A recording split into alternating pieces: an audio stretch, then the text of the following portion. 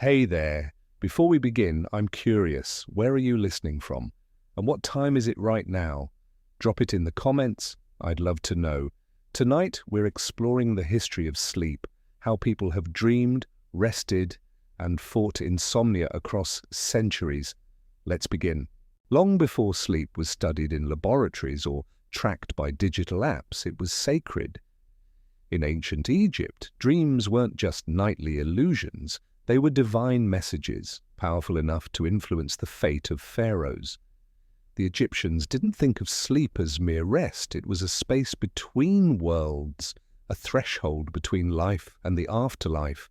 They believed that while the body lay motionless, the soul could wander. It could speak to the gods. It could receive warnings, blessings, or even healing. And so they built special places to dream, temples known as dream sanctuaries. These were not for sleeping off a long day, but for seeking answers from the divine. One of the most famous dream sanctuaries was the Serapeum at Saqqara.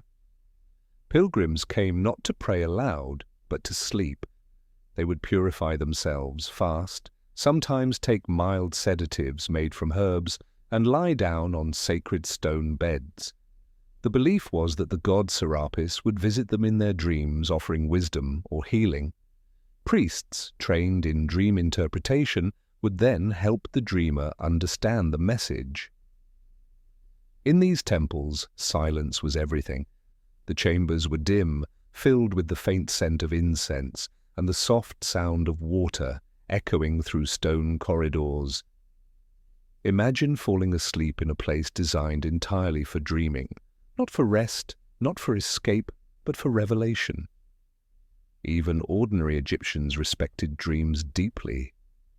Dream books were passed down with meanings assigned to symbols: snakes, birds, the rising sun. Some dreams foretold illness, others promised wealth. The interpretation was never random. It was believed to be a science, a bridge to another world. So as you settle in tonight, consider this. Thousands of years ago, someone just like you prepared themselves to sleep, not for relaxation, but to seek a voice from the beyond. Their eyes closed in darkness, just as yours do now, waiting for meaning in the stillness of the night. And thus, in Egypt, the history of sleep began not with rest, but with wonder. If ancient Egypt viewed dreams as divine whispers, Mesopotamia treated them like coded scrolls from the gods, messages that required patience and precision to unfold. In the cities of and Babylon, sleep was a sacred threshold. The Sumerians believed the world of dreams wasn't separate from waking life, but a layer of it, folded between the skies and the underworld. Gods and spirits could enter dreams with intent, to bless, to warn, or to punish. Kings consulted dream interpreters before war. Farmers watched their dreams before planting. Priests recorded them in clay tablets, many of which survive today. These tablets, etched in cuneiform, contain some of the oldest dream dictionaries known. If you saw a lion in your dream, it meant strength. A river meant change. Falling stars could foretell the death of a noble. Unlike Egypt's sacred sleep temples, Mesopotamian dream rituals often took place at home or in modest shrines. Before sleep, a person might recite prayers to the god Mamu, the deity of dreams, or to Shamash, the sun god and divine judge. Incense was burned, protective amulets were worn, and some even placed figurines beside their beds to ward off bad spirits while the soul wandered. Dreams were serious business. If a ruler ignored a bad dream, it could be seen as defiance of divine will. There are stories of kings reversing political decisions after dreaming of floods or eclipses, and in one recorded case, a man who dreamt of fire spreading across his field was advised to give an offering immediately to avoid real disaster. What's remarkable is how methodical it all was. There were rules, patterns, a framework. Dreams weren't mysterious, they were a system to be decoded. and in a world without medicine or modern forecasting, they were one of the few ways people felt they could glimpse the future. So now, as the night deepens, think of those ancient scribes bent over wet clay by candlelight, trying to capture the meaning of a stranger's vision. Sleep wasn't an end, it was a beginning. And the dream, a map waiting to be read. As the ancient world shifted westward, so too did the understanding of sleep and dreams. In Greece, dreams were no longer just divine messages or coded omens, they became instruments of healing. The center of this belief was the Asclepion, a sanctuary dedicated to Asclepius, the god of medicine. Scattered across the Greek world, from the slopes of Epidaurus to the islands of the Aegean, these temples offered not just hope, but rest, sacred rest. Here, sleep was therapy. People traveled for days, even weeks, to reach an Asclepion. They came with ailments of the body, but also the burdens of the mind. Upon arrival, they underwent a ritual purification, fasting, bathing, sometimes offering a token of their illness carved in wood or stone. Then they entered the abaton, a quiet, dark chamber where healing sleep was sought. This practice was called incubation. Not the medical kind we know today, but a spiritual sleep, a night set aside for revelation. Inside the abaton, people would sleep on straw or on stone slabs. The belief was that Asclepius, or one of his sacred animals, often a snake, would visit them in a dream. He might touch them, speak to them, or show them what needed to be done. Some claimed to wake healed, others brought their dreams to temple priests, trained in sacred interpretation. These dreams were recorded, carved into the temple walls, or kept in scrolls. Many survive today, filled with stories of miraculous recoveries. A man cured of blindness after dreaming of ointment applied by the god's hand. A woman freed from insomnia after seeing a snake wrap around her wrist and vanish. But the healing wasn't always direct. Sometimes Asclepius would offer advice: change your diet, walk more, forgive your brother. The Greeks understood that healing was layered, physical, emotional, spiritual. There was also theatre in these temples. At Epidaurus, next to the Asclepion, stood a grand amphitheatre where tragedies and comedies were performed. Laughter, catharsis, tears, these too were considered part of the healing process. The Greeks knew what modern science has since confirmed. The mind and body are deeply connected, and while skeptics existed even then, the power of belief was undeniable. These sanctuaries gave structure to hope. They provided peace, ritual, and a place to surrender to sleep, not in fear, but in trust. Imagine lying down in a cool stone chamber, the air laced with the scent of laurel and thyme, the distant sound of water from a fountain nearby. You close your eyes knowing that here, sleep is sacred, that healing doesn't always come from action, but from stillness, from letting go. As the stars turned silently above the abaton, dreams whispered their cures. And so, Greece carried the torch of sleep forward, not just as mystery, but as medicine. If the Greeks dreamt for healing, the Romans dreamt for order. In the vast empire of Rome, sleep lost some of its mysticism and took on a more pragmatic, even political role. Still sacred, yes, but now deeply entwined with power, law, and control. To the Romans, dreams were signs, yes, but signs meant to be read within the context of the state. They were less personal visions and more public messages. Dreams could justify decisions, wars, laws. They could condemn or crown an emperor. And as with all things Roman, there were rules. The Romans had professional dream interpreters known as coniectores, and those with higher status consulted augurs, priests trained in divination, who interpreted not only the flight of birds and the entrails of animals, but also the content of sleep. The Libri Fatales, state-kept books of prophecy, included dream interpretations among omens. If a senator dreamt of fire swallowing the forum, it might be taken to the Senate floor the next morning. One of the most famous examples lies with the Emperor Augustus himself. According to legend, before his rise to power, his mother dreamt that her womb was lit by a divine flame. Later, Augustus had his own dreams interpreted by philosophers and priests.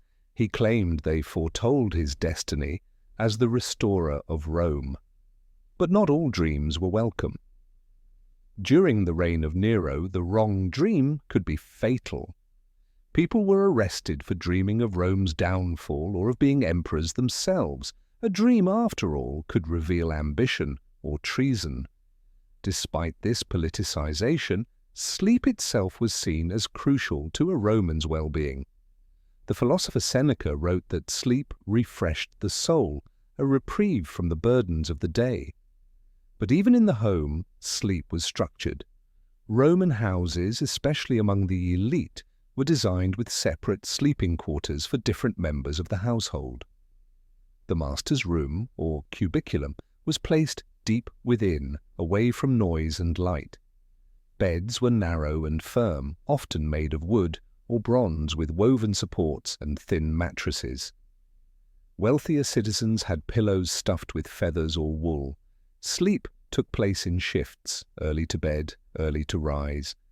The night was often split, some rest in the evening, then waking for reading, writing, or prayer, followed by a return to bed. Romans also napped. The midday rest, or meridiatio, was common, especially in the hotter parts of the empire. Labourers, politicians, philosophers, all might take a pause around noon to restore focus. And yet, not everyone slept soundly. Insomnia was a known affliction. The poet Ovid described nights of wakefulness, tossing in bed, haunted by love or regret. Remedies included warm wine, herbal infusions, poppy, chamomile, valerian, and even spellcraft. Superstitions persisted. A door creaking at night might be a spirit.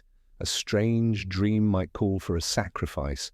But even amidst the mysticism, the Roman approach was pragmatic. Sleep must serve the body and the state. It was restorative not just for health, but for clarity, for duty. As we drift from the candlelit villas and marble halls of Rome, one thing becomes clear. Sleep was never neutral. Even in slumber, the Roman citizen was expected to remain vigilant, to listen for omens, to be useful even in dreams. So tonight, as you lie in your own modern cubiculum, consider that for centuries, rest was never just rest. It was preparation for the day ahead, for the weight of empire, for the judgment of gods and men alike. And sleep in Rome was always watched. To the ancient sages of India, sleep was more than a biological need. It was a passage inward toward truth. While much of the Western world looked at dreams for signs from above, India turned the gaze within. The night was not only a time for rest, but a sacred field where consciousness loosened its ties to the physical world and wandered freely. In the Vedas, the oldest known sacred texts of India, sleep is described not simply as rest, but as a state of reunion. The self, or Atman, returns each night to its origin, beyond the distractions of the waking world. The Chandogya Upanishad, written more than 2,500 years ago, speaks of deep sleep as a place where the self is truly at peace, undivided and whole. To sleep, then, was not to escape, but to return. This idea later evolved into the concept of yoga nidra, or yogic sleep. But don't let the name fool you. Yoga nidra is not ordinary sleep. It is a conscious descent into a state between wakefulness and dreaming. Practitioners lie still, often guided by a teacher's voice, and travel through layers of awareness: the body, the breath, the senses, the mind. Each level dissolves gently, like twilight folding into night. The goal? To remain aware while letting go, to reach the state of turiya, the fourth state of consciousness beyond waking, dreaming, and deep sleep. This is not philosophy alone. In temples and forests, ascetics have practiced yogic sleep for centuries, believing it renews the body and quiets the mind more deeply than normal slumber ever could. In ancient India, dreams were also respected. In Ayurvedic medicine, the type of dreams one had could reflect imbalances in the doshas, the body's energy systems. A dream of flying might suggest an excess of vata, air, while fire dreams might point to pitta, heat. Dreams were subtle diagnostics, windows into the invisible workings of the soul. Sleep rituals were embedded in daily life. Before bedtime, it was common to recite mantras, light a ghee lamp, or bathe the feet in warm water. The bed itself was kept simple and clean, and always aligned with cosmic principles. Sleeping with the head to the east was said to promote spiritual clarity. There were also practices to guard the dream world. Sacred symbols like the yantra or the om might be drawn near the bed. Tulsi leaves or sandalwood paste could be applied to the forehead for protection. The night was not feared, but it was honored. It held power. Children were told bedtime stories not just to lull them, but to pass down values, tales from the Mahabharata and Ramayana, filled with moral puzzles and cosmic battles. These stories mingled with dreams, planting seeds in the young mind that could bloom in later years. Even now, Yoga Nidra is practiced in modern India and beyond, not as a trend, but as a lineage. Soldiers use it for trauma, students for clarity, and seekers for insight. It remains what it has always been, a doorway through sleep into the self. So as you close your eyes tonight, imagine lying beneath a canopy of stars in a quiet Indian ashram. The breeze is warm, the earth beneath you solid, your breath slow and deep.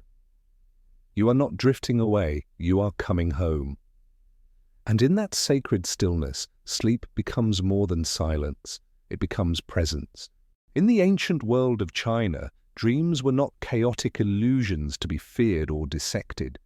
They were natural expressions of the world's harmony or its disruption. Like ripples on a still pond, a dream revealed the state of the soul and the world around it. The classical Chinese understanding of sleep and dreams was rooted in the philosophy of balance, of yin and yang, of the five elements, and of the flow of qi, or life energy. To sleep well meant your energies were in order. To dream wildly or restlessly meant something within you or your environment was out of tune. Dreams were studied deeply in Taoist and Confucian traditions. In Taoism, dreams were seen as journeys of the spirit, a temporary freeing of the soul from the body's constraints. The body sleeps, but the Shen, the spirit, travels, sometimes to celestial realms, sometimes to ancestral lands, sometimes to the deeper layers of the self. Zhuangzi, one of the great Taoist philosophers, told the famous tale of dreaming he was a butterfly. When he awoke, he asked, was he a man who dreamt of being a butterfly, or a butterfly now, dreaming it was a man? In this question lies the heart of Taoist dream thought. The boundaries between waking and dreaming are fluid. One is not necessarily more real than the other. In practical life, dreams were used diagnostically. Traditional Chinese medicine, TCM, interpreted dream patterns based on internal imbalances. Nightmares involving fear, falling, or fire were signs of excessive yang or disturbances in the heart. Dreams of water or endless wandering might suggest deficient yin or kidney imbalance. A healer would ask, what did you see? What time of night did you wake? The answers were keys. The night was divided into segments, each linked to an organ system. Dreams around 11 p.m. might relate to the gallbladder. Early morning dreams might be linked to the lungs. It was all part of a map, one that connected spirit, body, time, and nature. Rituals surrounded sleep as well. Before bed, one might drink calming teas of chrysanthemum or lotus. Incense was burned, sandalwood, mugwort, or agarwood to calm the shen. Beds faced favorable directions according to feng shui. Heavy emotions were discouraged before sleep, for they could infect the dream world. Honoring ancestors was also key. Dreams were considered one of the most common ways the dead could reach the living. A visit in a dream wasn't always ominous. It might be a reminder, a blessing, or a silent warning. Families sometimes left offerings before bed, or prayed for guidance through dreams. The veil between worlds was thin in the quiet hours. Unlike in the West, dreams were rarely viewed in isolation. They were part of a larger conversation between the body, the cosmos, and the soul. A strange dream might not mean your mind was disturbed. It might mean the seasons were shifting, or your home's energy needed tending. In the gentle rhythms of rural life, dreams wove themselves into daily stories. A child might speak of flying, and a grandmother would nod knowingly. A merchant might dream of fire and delay his journey. The dream was not ignored, it was noted, folded into decision-making with quiet respect. As you rest tonight, picture an old scholar lighting a lantern in a quiet courtyard, preparing for bed beneath a wooden roof painted with dragons and clouds. The night air is scented with plum blossom. He lies on a bamboo mat, breathing slowly, letting go of the day. And as he sleeps, the spirit begins to stir, ready to drift beyond the walls of the waking world, seeking not answers, but harmony. In the heart of the medieval Islamic world, during what we now call the Golden Age, sleep was not just a natural process, it was a subject of deep inquiry, philosophical reflection, and even medical classification. Between the 8th and 14th centuries, cities like Baghdad, Cordoba, and Cairo shimmered with scholarship, and among the topics studied by poets, physicians, and theologians alike was the mystery of sleep. The Quran itself makes several references to sleep, not as weakness, but as a sign of divine design. It is he who takes your souls by night and knows what you have committed by day, one verse reads. Sleep was viewed as a temporary form of death, al-maut al-sugra, the lesser death, while waking was a daily resurrection. This framing gave sleep a spiritual dimension. Each night, the soul left the body and returned by divine permission. What happened in that absence, the dreams, the silence, the stirrings, was not to be taken lightly. Dream interpretation, or tabir al-ruya, became an art and science in Islamic culture. Inspired by the prophetic traditions and the writings of scholars like Ibn Sirin, Muslims believed that certain dreams could carry truth. These were categorized into 3 types: dreams from God, true visions; dreams from the self, reflections of inner thoughts; and dreams from shaitan, deceptive or disturbing visions. A person who experienced a powerful or unusual dream might visit a scholar trained in interpretation. These interpreters used not only scriptural knowledge but symbolism, numerology, and even the context of the dreamer's life. A green garden might mean spiritual blessing. A crumbling wall could symbolize a weakening faith. But dreams were always to be approached with humility. Only God knew their true meaning. Physicians of the era also studied sleep closely. The famous polymath Avicenna, known in the Islamic world as Ibn Sina, wrote extensively on sleep in his medical encyclopedia, The Canon of Medicine. He linked sleep to digestion, body temperature, and mental clarity.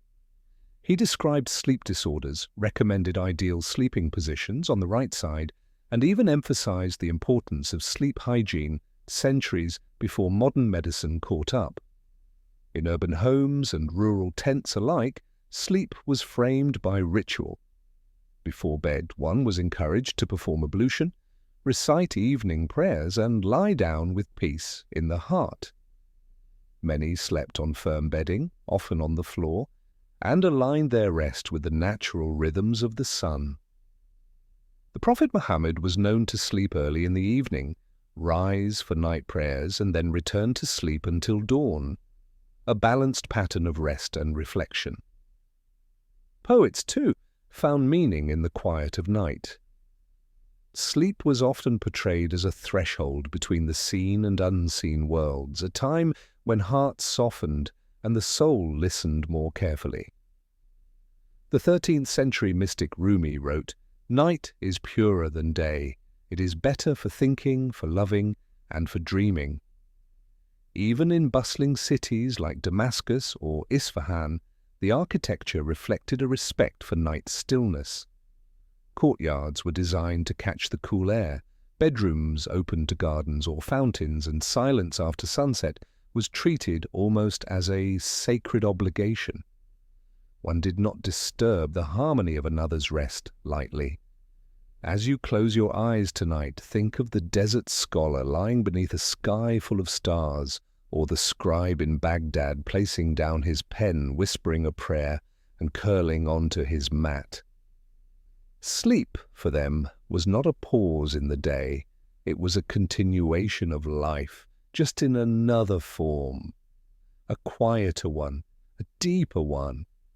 And as your breath slows and the night deepens, remember, even in silence there is study.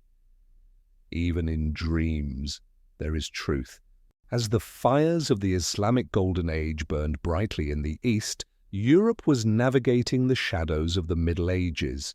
In castles, cottages, and cloisters, sleep was shaped by hardship, faith, and the rhythm of bells. The night in medieval Europe was not quiet. It was alive with sound, ritual, and fear. For most people, sleep came in two parts. What we now call segmented sleep was common practice. The first sleep began shortly after sunset, lasting until midnight or so. Then came a period of wakefulness, sometimes lasting an hour or more, before the second sleep carried the night into morning. This in-between time was often used for prayer, quiet work, or even social visits among neighbors. It was not considered insomnia, it was simply how night worked. The churches, ever present in medieval towns, marked the hours with bells, matins, lauds, and prime. These canonical hours structured both waking and sleeping, especially for monks and nuns.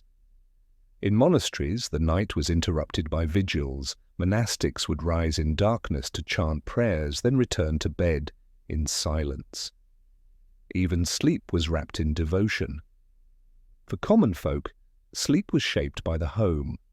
The bed was often a shared space. Entire families, sometimes with servants or animals, might sleep in the same room, if not the same bed. Privacy was rare. Bedding was simple, straw-filled mattresses, heavy woolen blankets, and wooden frames.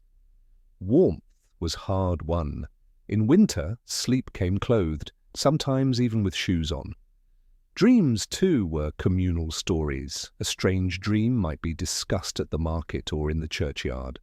While the church discouraged direct belief in dreams as divine messages, fearing pagan remnants, many people still held them in superstitious awe.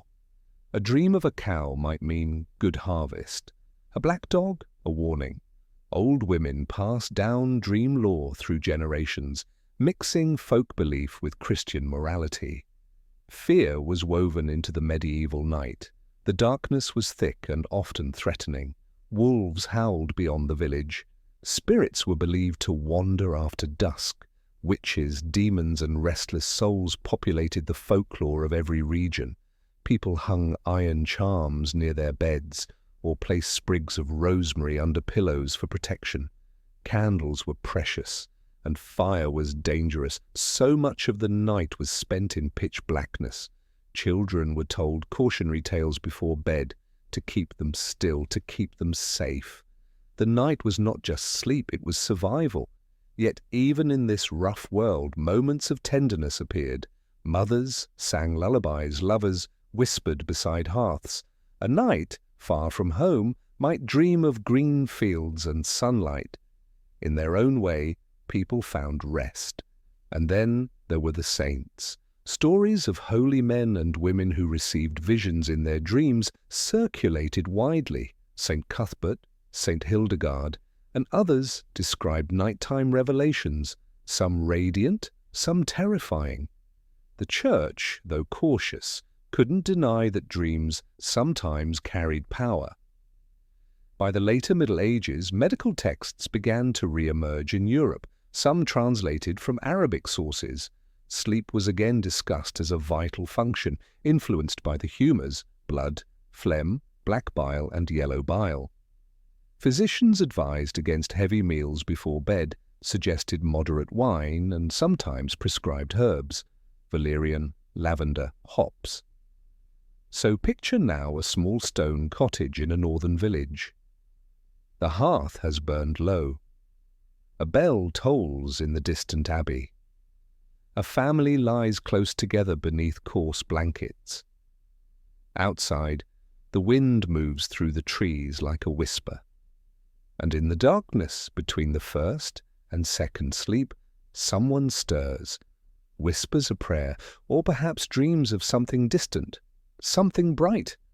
For even in the long, uncertain nights of the Middle Ages, sleep endured. It shaped lives, it sheltered hope. It bridged the hours from dusk to dawn and sometimes gave light where none could be seen. As Europe emerged from the long twilight of the Middle Ages, the Renaissance dawned not only with art and invention, but with a new lens through which to view the self, including the sleeping self. Humanism, scientific curiosity, and the rediscovery of classical knowledge began to reshape how people understood the night. In the cities of Florence, Paris, and London, thinkers no longer accepted dreams as purely divine or demonic. Instead, they turned to the mind itself. What if dreams came from within? What if the world behind closed eyes was not a message from beyond, but a reflection of the inner world? This was a radical shift. Philosophers and physicians began to write about sleep with fresh interest. The revival of Galenic medicine, centered on the four humours, gave sleep a renewed biological place. Sleep was seen as essential for restoring balance, especially after emotional or physical exertion. Too little, and the mind grew unstable. Too much, and the humours stagnated. The ideal was moderation. Leonardo da Vinci himself kept irregular sleeping patterns, experimenting with segmented naps rather than long sleep. Some now call it polyphasic sleep, but for Leonardo it was simply another way to shape time. For others, the Renaissance offered a chance to shape sleep space. Private bedrooms became more common among the wealthy, and the idea of sleeping alone, or with intentional solitude, began to emerge. Dreams, meanwhile, became a subject of art and literature. In Shakespeare's plays, dreams appear often, not as divine messages, but as emotional echoes. "We are such stuff as dreams are made on," Prospero says in The Tempest, an acknowledgement that dreams are part of us, made of the same ephemeral substance. Books of dream interpretation still circulated, but now they shared shelf space with anatomical studies, astrological charts, and philosophical treatises. A growing interest in the psyche, the spirit, the will, the intellect, meant that dreams could be self-generated, meaningful reflections of one's fears, hopes, or desires. Night was no longer just a time for devotion or fear. It became, for some, a space for reflection. Journal-keeping became more common among the literate, and some began to record their dreams regularly. Artists painted dreams, writers wove them into narrative. The line between waking life and dream life grew blurrier, but in a new way, one less mystical and more introspective. Still, much of the population lived close to the rhythms of older centuries. In rural areas, sleep remained segmented, candles were still dear, beds shared. Illness and superstition lingered, and old dream books remained well thumbed. Yet even among the working poor, a subtle shift had begun. With the printing press, ideas moved faster. A peasant in Italy might read a pamphlet suggesting that dreams reflect bodily conditions, not fate. A baker in London might be told that sleeping on one's back could cause nightmares while sleeping on the left side brought clearer rest. These were small changes, but they planted the seeds of a modern mind. Sleep became a canvas for thought. The Renaissance had awakened Europe in daylight, but it had also begun to reimagine what happened in darkness. So, as you rest tonight, think of a scholar in Venice, his window open to the night air, candle guttering beside a handwritten journal.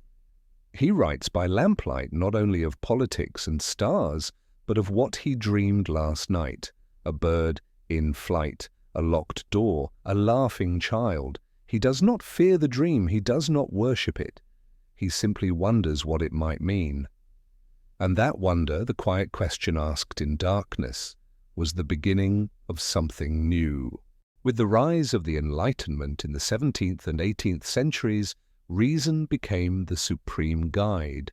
Faith, folklore, and mysticism, once the primary lenses through which sleep and dreams were viewed, gave way to measurement, observation, and empirical thought. The dream world did not disappear, it was simply reclassified.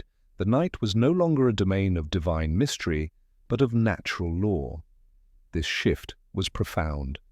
Across Europe, from Parisian salons to the lecture halls of Edinburgh, scholars began dissecting not only the body, but the patterns of behavior surrounding it, including sleep. The spread of mechanical clocks meant that time itself became stricter, more visible, and more regulated. Sleep, too, began to follow the ticking hands of this new order. The concept of a proper night's sleep emerged, ideally uninterrupted and neatly fit within defined hours. The segmented sleep common in the Middle Ages was now seen by many as a sign of inefficiency or disorder. Sleep became something to manage, to optimize, even to control. For those who could afford it, the bedroom transformed. Heavy drapes to block early light, fireplaces to keep the room temperate, and firmer beds, often raised off the floor and elaborately dressed. Writers and thinkers of the Enlightenment were intrigued by dreams, but they sought rational explanations. They proposed that dreams were the result of digestion, nervous activity, or unresolved thoughts. Descartes famously questioned whether waking life was but a dream, planting seeds for future exploration of consciousness. Meanwhile, Locke and Hume viewed dreams as fragments of sensory impressions left over from the waking day. The supernatural elements that once gave dreams weight in society began to lose their footing. A dream no longer foretold divine wrath or cosmic destiny. It was a projection, a byproduct. Doctors recorded sleep patterns, philosophers asked what it meant to be conscious, and naturalists sought to categorize stages of sleep long before brainwaves were discovered. But this new logic didn't erase the mystery entirely. The poet William Blake, though born into the age of reason, resisted its boundaries. "What is now proved was once only imagined," he wrote. For many, especially artists and romantics on the edge of Enlightenment's bright corridors, sleep remained a portal. Not to the divine, perhaps, but to the deep, rich well of imagination. At the same time, the very rhythm of society began to shift. Cities grew louder, busier, more illuminated. Gaslight spread through urban streets, turning night into an extension of day. Sleep was still valued, but now it had to make room for schedules, for social gatherings, for industry. the stillness of the night began to recede. In some circles, sleeplessness became a sign of genius. Voltaire, it was said, slept just a few hours a night. Coffee houses became intellectual hubs, open late into the evening. Sleep, once a sacred practice, became something to reduce or resist, especially if one had ideas to chase. Still, the Enlightenment gave sleep structure. It gave us the concept of hygiene in relation to sleep, early manuals suggesting when and how to rest. It gave us recorded case studies of sleepwalking, nightmares and disorders now named but not yet understood. It gave us the first whisper of sleep science. So now imagine a scholar in powdered wig and long coat, quill in hand, a candle flickering on his desk. The hour is late, and he writes of the mind, not in prayer, but in inquiry. He wonders not what dreams mean in a spiritual sense, but how they function. What causes them? Can they be studied? Can they be trusted? The Enlightenment didn't kill the night. It simply tried to explain it. And as you fall asleep now, consider that even in an age ruled by clocks, the mystery of sleep remained. It bent itself to reason, yes, but it also endured soft and silent beneath the logic, a presence untouched by light. With the rise of machines came the shrinking of night. The Industrial Revolution transformed more than factories and cities. It rewired time itself.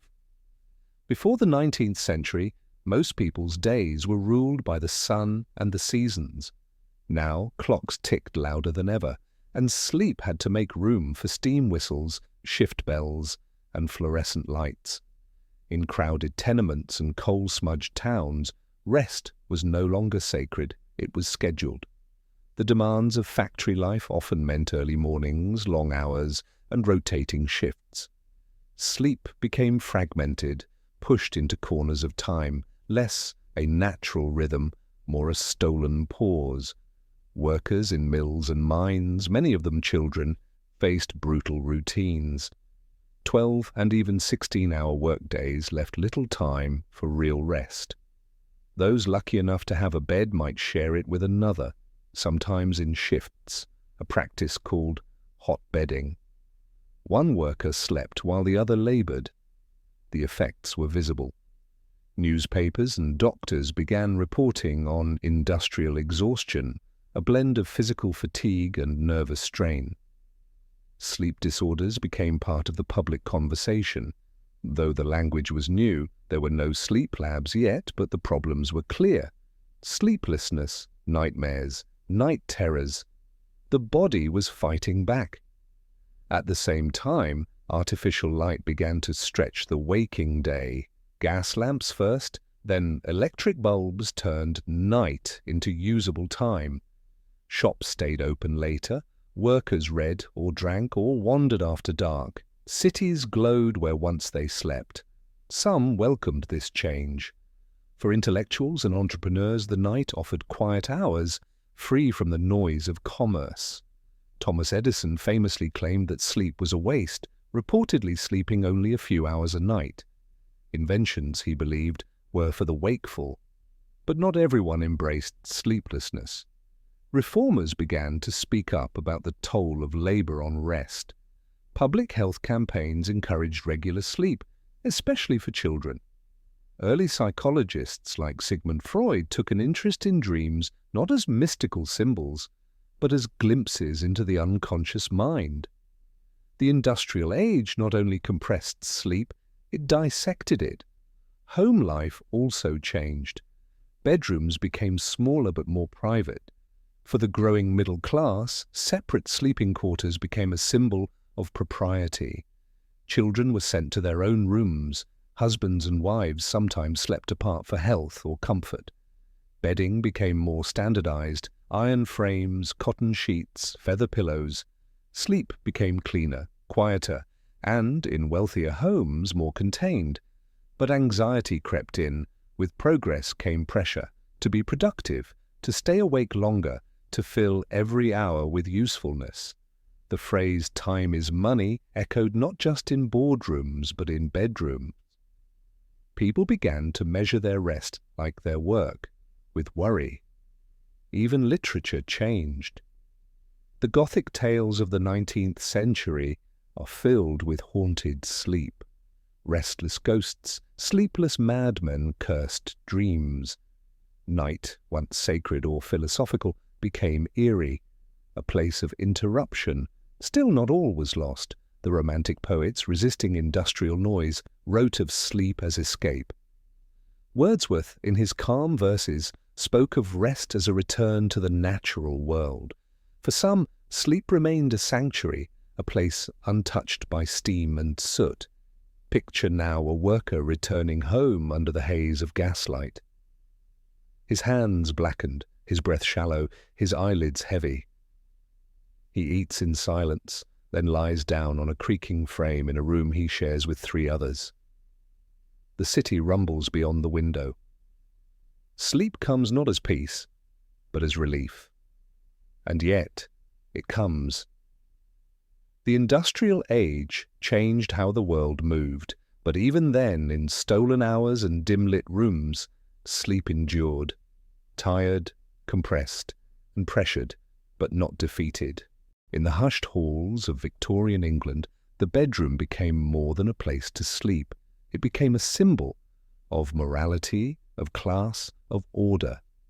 What happened behind closed doors at night now carried the weight of etiquette, appearance, and deeply rooted beliefs. As the 19th century progressed, sleep gradually retreated from the shared spaces of earlier centuries. The upper and middle classes began to embrace privacy, and with it, a growing emphasis on the decorum of the bedroom. The ideal Victorian home was one of separation between work and leisure, between men and women, between the social and the intimate. The bedroom reflected this carefully constructed world. Heavy curtains blocked light. Beds were high with ornate frames, firm mattresses and thick canopies. Layered quilts and lace-trimmed pillows were not just comforts, they were statements. Bedrooms were cleaned and arranged like drawing rooms. Clutter was hidden. Night tables held prayer books, smelling salts, and sometimes a discreet bottle of laudanum. For women especially, the bedroom was a stage for virtue. Advice columns and domestic manuals offered instructions on how to prepare for bed. Brush your hair 100 strokes, change into a modest nightgown, avoid heavy food, and reflect on your behavior. Even dreams could be judged. A vivid or scandalous dream might be interpreted as a sign of moral weakness. Medical science, still influenced by Galenic theories but increasingly modernized, warned of the dangers of poor sleep. Nervous exhaustion and hysteria were common diagnoses, especially for women, and rest was prescribed liberally. The concept of the rest cure emerged: weeks of seclusion, restricted movement, and near-constant lying down. For some it was healing, for others it was confinement. Men, meanwhile, were encouraged to treat sleep as recovery, a chance to replenish after the labours of the public world. Yet sleeplessness among men was also pathologized. Overwork, anxiety, and overstudy were blamed for insomnia. Advice literature suggested light reading, warm milk, or counting backward from 100, and yet, while the surface of the Victorian bedroom was rigid and calm, shadows loomed. The night was filled with whispers of repression. Sexuality, barely discussed in public, seeped into dreams and nightmares. Fears of madness, contamination, and moral decay emerged in the literature of the time. Henry Jekyll dreamed of becoming Hyde. Dracula entered bedrooms without knocking. Night was no longer merely sleep, it was suspense. In working-class homes, things were different. Privacy was a luxury. Many still shared beds or rooms divided only by curtains. Sleep came when it could, but even in these humbler spaces, Victorian values bled in: Modesty, cleanliness, order, these were preached across all classes. Children were taught bedtime routines, prayers, folded hands, heads bowed. Stories carried lessons. Good children sleep well, parents would say. Dreams of angels or rewards awaited the obedient. Nightmares visited the wicked. Sleep was not only biological, it was moral. Yet the human body, as always, resisted full control. People tossed, they turned, they dreamed wild things. Diaries from the era are filled with private confessions, strange visions, sleepwalking episodes, fearful nights. Beneath the velvet curtains and quiet clocks, the unconscious stirred. So tonight, picture a narrow room lit by gaslight. A woman sits brushing her hair before a mirrored dresser. A man removes his boots and lays his pocket watch on the table. In another home, a child kneels beside the bed, whispering a memorized prayer. The house is silent. The fire burns low. Sleep comes in layers, some soft, some uneasy. And in the stillness of the Victorian bedroom, every breath, every fold of linen, every dream matters more than it dares to show. As the 19th century gave way to the 20th, a new discipline emerged that dared to chart the unseen world of the mind, psychology. For centuries, dreams had belonged to the priests, poets, and philosophers. But now, scientists of the soul, armed with notebooks, theories, and couches, began to ask a different kind of question. What if the dream was not from outside us, but from within? This idea wasn't entirely new, but the tools had changed. With the rise of psychology came new language: conscious, subconscious, repression, projection. The terrain of sleep, long mysterious, was now a frontier of study. Sigmund Freud, publishing The Interpretation of Dreams in 1899, set the tone. For Freud, dreams were not prophecies or divine messages. They were wish fulfillments, disguised and distorted by the unconscious mind. Every image, every symbol carried hidden meaning. A staircase, a locked door, a distant figure, all were puzzles meant to be unpacked. In Freud's view, sleep didn't suspend the self. It revealed it. Dreams allowed unacceptable desires to surface safely, hidden behind masks of metaphor. Repressed childhood fears, buried guilt, unspoken longing. All of it played out each night in symbols only the trained could decode. His method, free association. Let the patient speak without censorship, and the truth would rise. Carl Jung, Freud's former student and later rival, took a different path. He believed dreams were not just personal, but universal. Archetypes, ancient symbols found across cultures, appeared again and again. The wise old man, the dark forest, the hero's journey. For Jung, the dream was not just about healing, it was about integration, about reconnecting with the total self. Together, Freud and Jung made dreams respectable again, not as superstition, but as psychological mirrors. And their ideas trickled far beyond the clinic. Writers, artists, and thinkers embraced the dream as a creative source. Surrealism, born in Paris in the 1920s, made dreams its canvas. Salvador Dali painted melting clocks. André Breton wrote of dream logic. The night was not just sleep, it was art. At the same time, psychology began to examine sleep itself, not just the content of dreams, but the process of rest. Early researchers noted the patterns of deep and light sleep. Sleepwalking, once thought to be mystical, became a subject of case studies. Insomnia was recognized as a clinical issue. Narcolepsy and night terrors were no longer just curiosities. They were conditions to be understood. People began to ask new questions. What does sleep do for the mind? Can dreams help us solve problems? Why do some people never remember their dreams? These were not spiritual inquiries, but scientific ones. And slowly laboratories replaced temples. The bedroom also began to change. With increasing literacy and access to education, more people kept dream journals. Advice columns in newspapers offered tips on interpreting recurring images. Psychology entered the home. Yet not everyone embraced these new ideas. Some found Freud's theories scandalous, others feared that dissecting dreams stripped them of beauty. Still, the movement pressed on. Universities established departments, clinics opened, patients lay on couches and spoke into the quiet, searching for the meaning behind the flickers of their sleeping minds. Imagine now a quiet Viennese office early in the 20th century. A patient lies on a couch, eyes closed, speaking slowly. The room is warm. The analyst listens, pen in hand. Outside, the world grows louder. Cars, factories, electric signs. But here, in this hush, the dream is everything. Psychology had claimed the night, not to tame it, but to listen.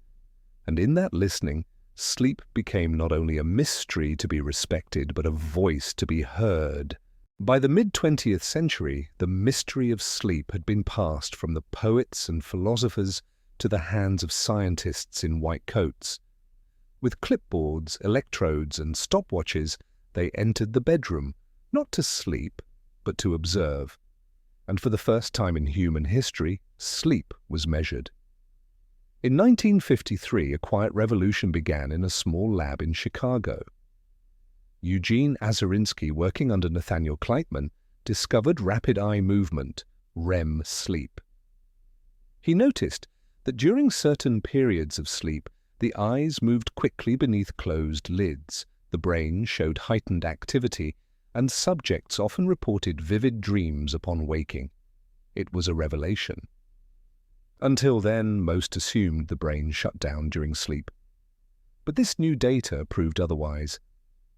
Sleep was not a static state. It had cycles, architecture. There were distinct phases: light sleep, deep sleep, REM, and each served a different purpose.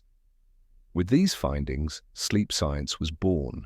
Researchers began wiring up volunteers, men, women, even children, with electrodes on their scalps, monitoring brain waves through EEGs. They charted the stages of sleep.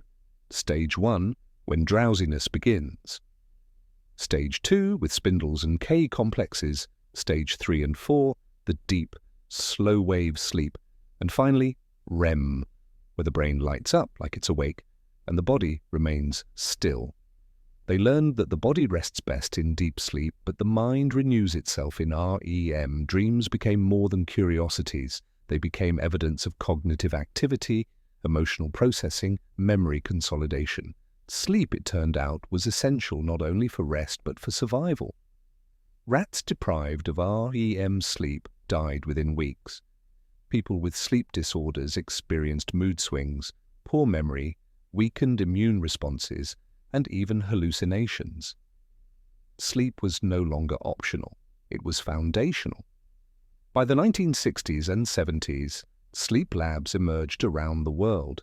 Disorders like sleep apnea, insomnia, narcolepsy, and restless leg syndrome were named, categorized, and studied. Treatments followed: CPAP machines, medications, sleep hygiene protocols. Sleep medicine became its own field. Even dreams were re-examined. While psychoanalysis still had its place, new theories emerged. The activation synthesis model proposed by Hobson and Macaulay suggested that dreams were the brain's way of making sense of random neural activity. Others believed dreams served to simulate threats or rehearse survival scenarios. The mystery deepened, but now it had structure. Society took notice. Articles appeared in popular magazines about how to sleep better. Television shows featured psychologists explaining dream content. Sleep was no longer just a private act. It was a public concern. Corporations studied employee sleep habits. Athletes optimized rest for performance. Parents tracked children's sleep cycles. Technology advanced. Polysomnography, comprehensive sleep studies, became standard in hospitals. Researchers could measure heart rate, breathing, muscle tone, oxygen levels, and brain activity simultaneously. For the first time, sleep was visualized, turned into graphs, data sets, and printouts. And yet, for all this progress, the experience of sleep remained as personal as ever. People still dreamed of falling, flying, or being late for a train. They still struggled to fall asleep before big events. They still woke up not understanding what their dreams meant. Imagine now a sleep clinic at 3 a.m. A technician watches a monitor, recording brainwaves from a sleeping subject in the next room. The room is quiet, bathed in soft red light. Outside, the city sleeps or doesn't. Inside, the sleeper twitches in REM, eyes darting under closed lids, heart ticking steadily. The body lies still, but the mind is wide awake, and science is watching. Sleep, once a sacred ritual shaped by stars and silence, now competes with glowing screens and constant notifications. In the digital age, the night has been colonized, not by spirits or omens, but by pixels. We live in a world where the sun no longer defines our waking hours. Phones light up at midnight. Emails arrive in bursts. News never sleeps. And for many, neither do we. As the 21st century unfolded, sleep, so carefully studied and preserved in labs, faced a new kind of disruption, not from illness or superstition, but from technology itself. The same tools that connect us also rob us of rest. The culprits are many: smartphones, tablets, laptops, all emit blue light, a wavelength known to suppress melatonin, the hormone that signals to our brains that it's time to sleep. Scrolling through social media before bed can delay sleep onset, shorten total sleep time, and reduce sleep quality. And yet millions do it every night. There's a psychological cost too. The mind needs time to wind down. But when we end our days with texts, ads, alerts, and infinite scroll, the boundary between day and night dissolves. The bedroom becomes an extension of the office, the marketplace, the entertainment stage. Sleep, once sacred, is now multitasked. Insomnia rates have risen steadily in industrialized countries. So have cases of sleep anxiety, a modern term for the fear of not being able to fall asleep. Sleep trackers, worn on wrists or embedded in phones, offer data, but sometimes bring pressure. We wake not asking, "How did I sleep?" but "What did my app say?" The result is often paradoxical: more tracking, less rest. And yet technology isn't the enemy. Used wisely, it can also help. Guided meditations, white noise machines, blue light filters, and sleep-focused apps now populate app stores. Some use smart lights that mimic sunset to ease us into sleep. Others track patterns to suggest healthier routines. Sleep podcasts and ambient soundscapes offer digital lullabies for the modern mind. The science, too, keeps advancing. Researchers continue to explore the relationship between sleep and mental health, chronic illness, cognitive function, and even creativity.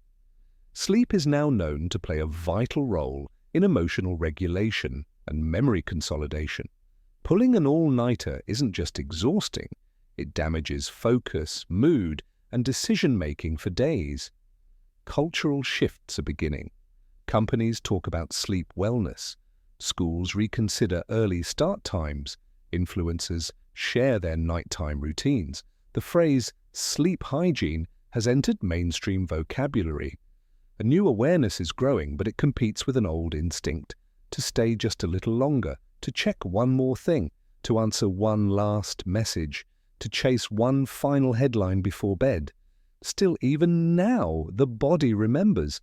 It remembers the rhythm of dark and light, the silence that comes before dreams. It remembers what it is to lie still, eyes closed, breath deepening. So tonight, turn off the screen, let the world shrink, let your room go quiet, and imagine, not long ago, sleep came with the stars, not with a charger, not with a ping, but with the slow, familiar pull of night. And even in this digital age, that pull remains gentle, insistent, waiting behind every blinking screen. In an age defined by information, where data is passed and patterns tracked, dreams remain one of the last true mysteries. Yet we chase them still. We study them in labs, decode them in therapy, and now even feed them into algorithms. Dreams, once the language of myth and metaphor, have entered the digital discourse. Today, dreams exist in the crossroads between psychology, neuroscience, culture, and computation. Therapists listen to them not as prophecies, but as mirrors. Scientists scan the dreaming brain. Artists recreate them on screens. And artificial intelligence tries, tentatively, to understand them. In therapy rooms, dreams are still powerful tools. In psychodynamic and Jungian traditions, they are doorways to the unconscious. A patient might bring a recurring dream of being chased, of falling, of standing alone on a beach. The therapist does not offer a single meaning. Instead, they explore the dream as a map of memory, feeling, and unresolved story. Symbols still matter. Water may speak of emotion, broken glass of vulnerability. But interpretation today is collaborative. Less, this means that, and more, what does this image feel like to you? Cognitive behavioral therapy, more focused on thoughts and behaviors, may not rely on dreams, but even there, nightmares are studied. For trauma survivors, recurring dreams can be reprocessed, rewritten, reframed. Nightmares are no longer seen as torment without purpose. They are signals of what the psyche cannot yet resolve. Meanwhile, neuroscience watches silently. Brain imaging technologies, fMRI, PET scans, EEG, reveal which areas activate during REM sleep. The limbic system, responsible for emotion, lights up.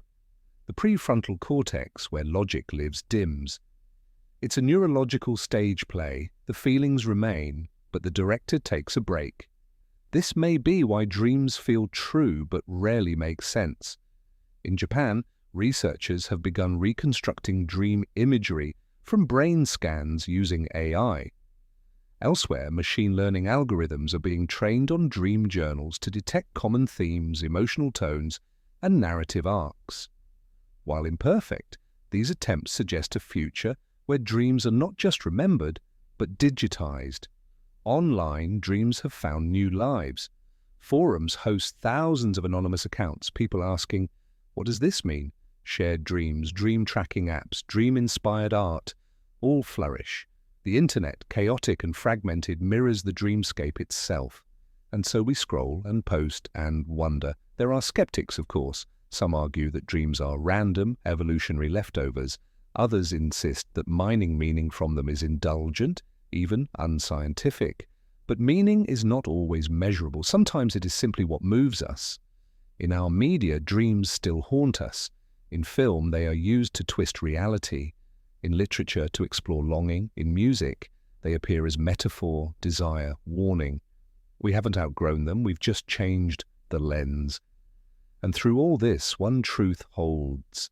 People still wake up shaken by a nightmare, or glowing from a dream so strange and beautiful, it stays with them all day. We still lie in bed, staring at the ceiling, wondering why we saw someone we haven't thought of in years, why we felt something we can't name. Tonight, as you rest, consider this. You are part of a tradition older than language. Somewhere between neurons and narrative, fear and hope, the dream will come again. Not to explain, but to feel. And whether you share it with a therapist, write it down in your phone, or whisper it to no one, it will leave its mark. Because even now, in the age of machines, we still dream. And we still care what those dreams might mean. We often think of health in terms of action, the food we eat, the exercise we do, the pills we take. But perhaps the most powerful form of healing is the one we surrender to without effort: sleep. In recent decades, modern medicine has reawakened to what ancient traditions always knew. Sleep is not simply rest, it is repair, recalibration, and renewal. It is the silent medicine working while we do nothing. Physicians now recognize that poor sleep doesn't just leave us tired, it can shorten our lives. Chronic sleep deprivation has been linked to heart disease, obesity, depression, diabetes, even cancer. Every system in the body, from the immune response to hormone production, is influenced by how we sleep. And yet, in many parts of the world, sleep is still undervalued. We praise those who push through fatigue, treat exhaustion as a badge of honor, and frame rest as laziness. But the science tells a different story. During sleep, our brain engages in essential housekeeping.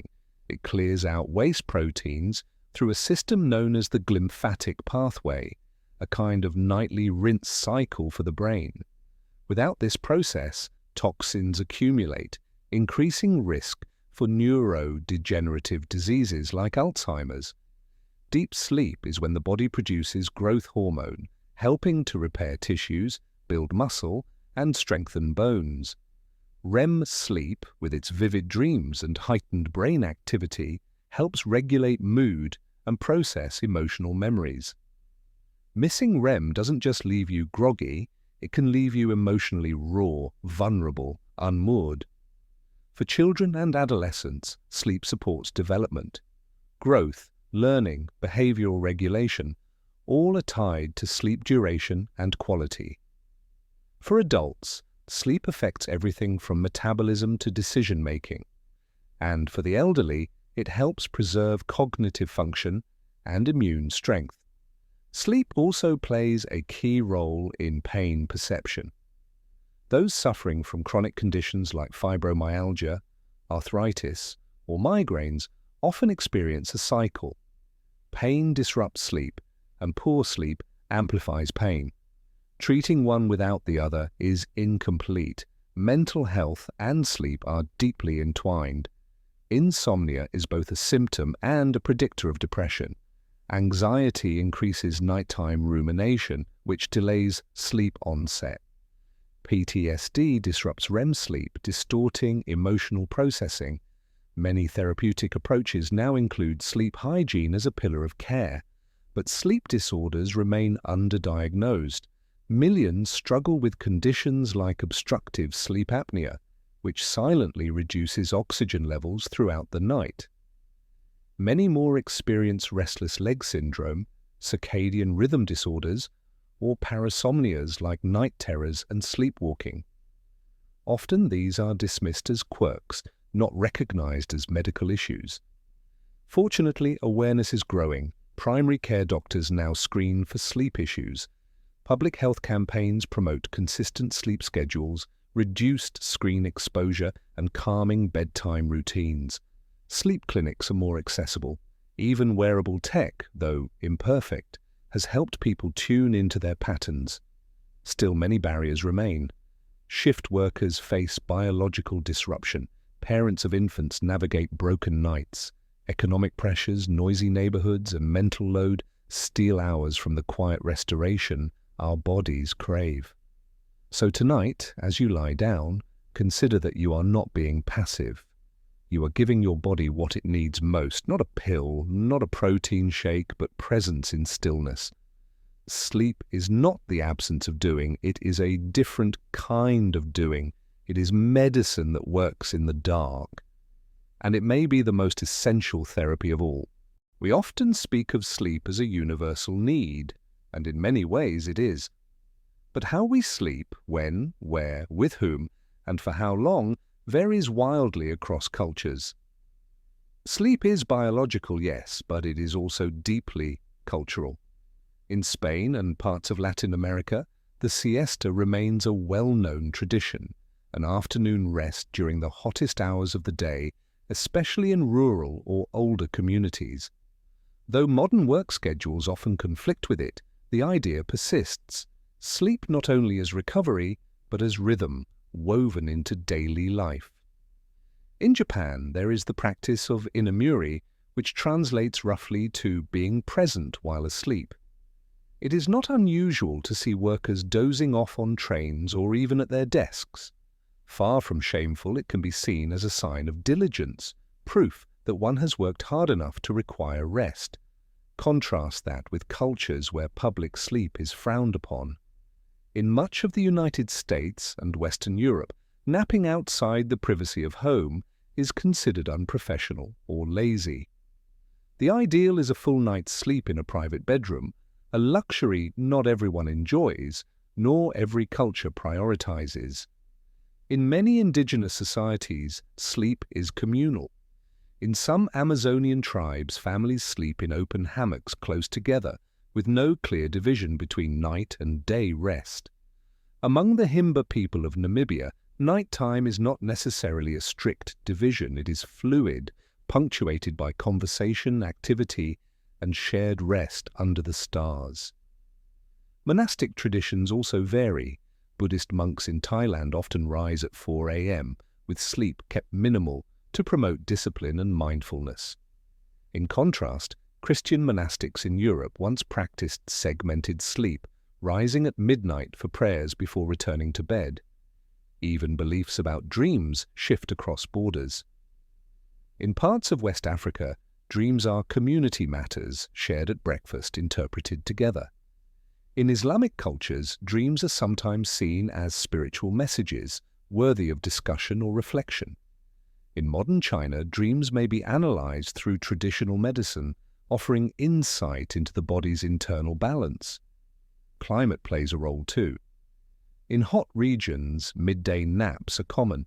In northern countries, long winter nights may stretch sleep, while endless summer daylight can compress it.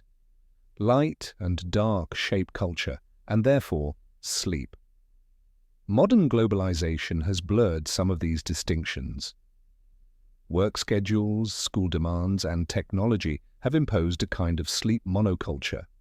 8 hours at night, minimal interruptions, one pillow per person.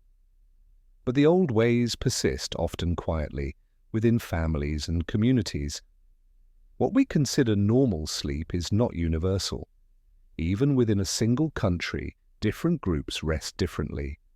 Urban dwellers and rural farmers, elders and children, the wealthy and the poor. Each lives by a rhythm shaped by more than just biology. Tonight, as you settle into your bed, imagine a shepherd dozing beside a fire in Mongolia, a grandmother napping in the shade of a fig tree in Greece, a child curled into a sibling in a one-room home in Bangladesh, a student falling asleep with headphones on in Seoul. The posture changes, the setting changes, but the breath slows all the same, and in that shared quiet you're not alone, you are part of something ancient and varied. The world sleeps, but never in quite the same way.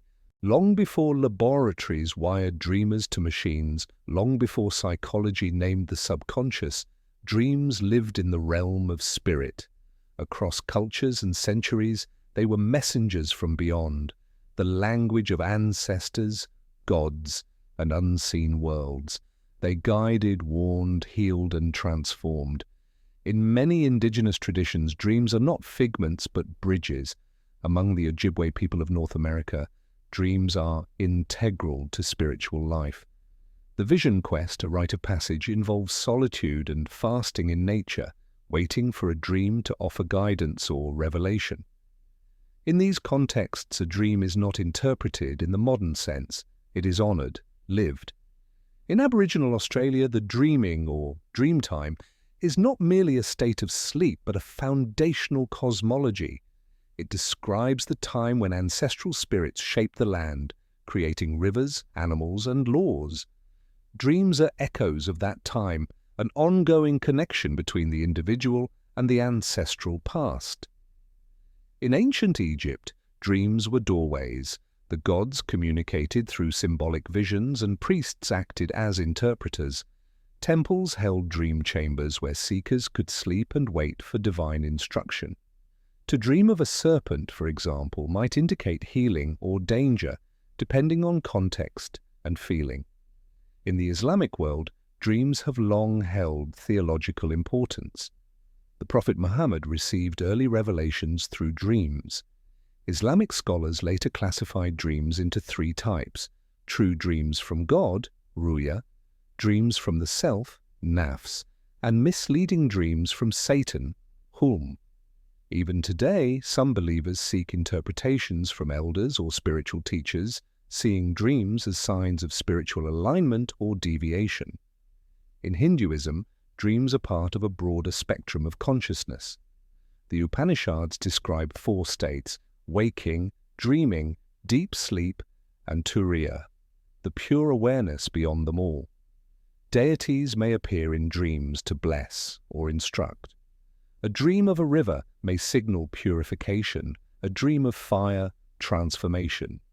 Tibetan Buddhism holds one of the most intricate dream practices, dream yoga. Practitioners train to become lucid in their dreams, using sleep as a field for meditation and enlightenment. The goal is not just insight, but liberation, to see the dreamlike nature of all reality and reduce attachment to illusion. Christian mystics, too, reported dream visions. Hildegard of Bingen described luminous, symbolic dreams that shaped her theology and music.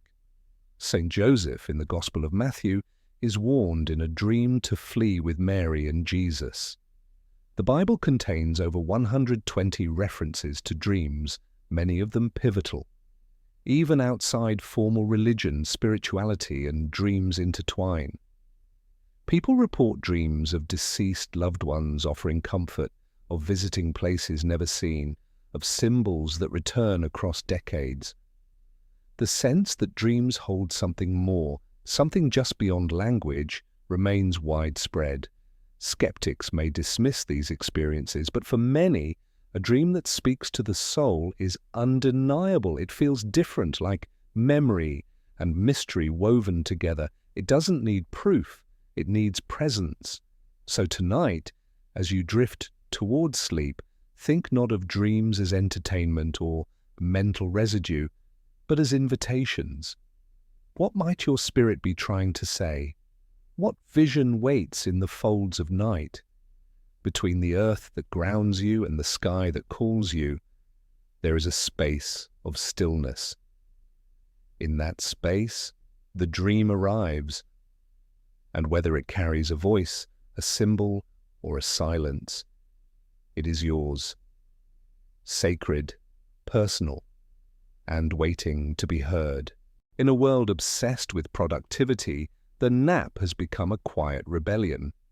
Often dismissed as indulgent or lazy, napping is one of the simplest, oldest, and most underestimated forms of self-care. A brief return to sleep in the middle of the day, once a natural rhythm, now a rare privilege. But naps are nothing new. For most of human history, sleep was not confined to a single, uninterrupted stretch at night. It came in waves, light and dark, rest and waking. Our ancestors dozed beneath trees, beside fires, in sunlit corners of fields and homes. Napping wasn't scheduled, it just happened. Many traditional cultures still honor the nap. In Spain, the siesta holds its place, even as modern work erodes its presence. In parts of Italy, Greece, and across Latin America, early afternoon hours are quiet, slow, sacred. Shops close, families pause, the world exhales. Science now confirms what ancient instincts already knew. Napping has profound benefits. A nap as short as 10 to 20 minutes can restore alertness, enhance mood, and improve memory. Longer naps, 60 to 90 minutes, can aid in learning and creativity, though they may bring temporary grogginess known as sleep inertia. NASA famously tested naps among pilots and astronauts, finding that a 26-minute nap improved performance by 34% and alertness by 54%. In workplaces where safety and focus are critical, this matters. Even tech companies, often criticized for burning out employees, now install nap pods and quiet rooms. The nap, once shameful, is slowly becoming strategic. There are different kinds of naps. The recovery nap after a night of poor sleep. The prophylactic nap in preparation for sleep loss. The appetitive nap taken for pleasure. The essential nap required during illness. Each one serves a purpose. Children nap by nature. Their bodies demand it, their minds benefit from it. In some cultures, older adults return to napping as a daily ritual. But in the in-between years, when life is busiest, we lose this habit. We power through, we caffeinate. We tell ourselves to push on. But the body remembers. It slows, it blinks, it yearns for pause. There is also an emotional dimension to napping. A nap can soften grief, dissolve anxiety, reset a bad mood. It is not escape, it is recalibration. In those quiet 20 minutes, the nervous system shifts, the mind breathes, the heart steadies. Sometimes what feels like too much becomes manageable after a nap, and yet many feel guilty for resting in daylight. The culture of constant doing has framed stillness as weakness, but what if we saw it differently? What if pausing was wise, not wasteful? What if naps were not the opposite of ambition, but the fuel behind it? In the modern world, reclaiming the nap is radical. It says, I listen to my body, I honor my limits. I believe in cycles, not constant forward motion, so whether it's a 5-minute head drop at your desk, a recline on the couch with sunlight on your face, or a deeper midday doze on the weekend, give yourself permission. Let the world turn without you for a little while. Close your eyes. You don't have to do everything all at once. You're allowed to rest twice. And in that second rest, there is something powerful, something ancient, a reminder that rest is not retreat, it is return. When we sleep, we forget the world, but somewhere in that forgetting, we begin to remember. One of the most remarkable discoveries in modern neuroscience is that memory does not simply fade or strengthen with time, it consolidates while we sleep. The brain, in its resting state, becomes an archivist. It sifts, selects, edits, and stores. Each night, the mind performs quiet, essential work. This process begins as soon as sleep takes hold. In the early stages, especially during slow-wave sleep, deep sleep, the hippocampus, a seahorse-shaped structure in the brain, replays recent experiences. Like a teacher reviewing lessons at the end of the day, it reactivates patterns and passes them along to the neocortex, where long-term memories are stored. But this isn't a simple download, it's a process of prioritization. Not every detail is saved. Emotionally charged experiences tend to be remembered more vividly. So do things that are repeated or connected to existing knowledge. The brain chooses what matters. During REM sleep, the phase associated with vivid dreams, the process continues. But here, the brain begins to form associations. It weaves new information into old frameworks, it builds meaning. This is one reason why sleeping on it can lead to insight. You might not wake up with a full solution, but your mind will have reshaped the puzzle. Students who study before sleep tend to retain material better. Athletes who sleep deeply learn physical movements more quickly. Musicians, dancers, surgeons all benefit from a rested brain. Sleep is not the opposite of learning, it is the deep integration of it. Even emotional memories are refined during sleep. Painful events may be softened, their emotional sting dulled. This isn't forgetting, it's healing. The amygdala, the brain's fear center, shows reduced activity after healthy REM cycles. Sleep helps us remember with less pain.